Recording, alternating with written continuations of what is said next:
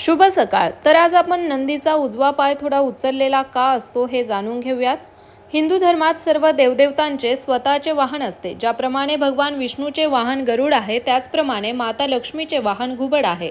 भगवान गणेशाचे वाहन उंदीर आहे, त्याचप्रमाणे भगवान शिव यांचे वाहन नंदी आहे।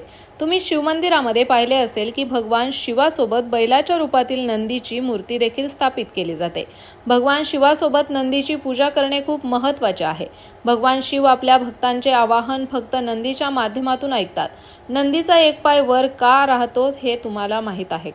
धार्मिक मान्यतेनुसार नंदीजींचे पाय धर्म, अर्थ, काम आणि मोक्ष यांचे प्रतीक आहेत। म्हणूनच असे म्हटले जाते की भगवान शिव धर्मावर आधारित आहेत। नंदीजींनी त्यांचा उजवा पाय, जो धर्माचे प्रतीक आहे, बाहेर ठेवला आहे, म्हणजेच ते धर्माचे महत्त्व दर्शवते। इच्छा आणि मोक्षाचे पाय आत ठेवत असताना जीवनात धर्माचे महत्त्वाचे स्थान असले पाहिजे असा संदेश देण्यात आलाय। तसेच पौराणिक मान्यतेनुसार ब्रह्मचर्य व्रत पाळणारे ऋषी शिलाद यांना भीती होती की त्यांच्या मृत्यूनंतर त्यांचा वंश संपेल।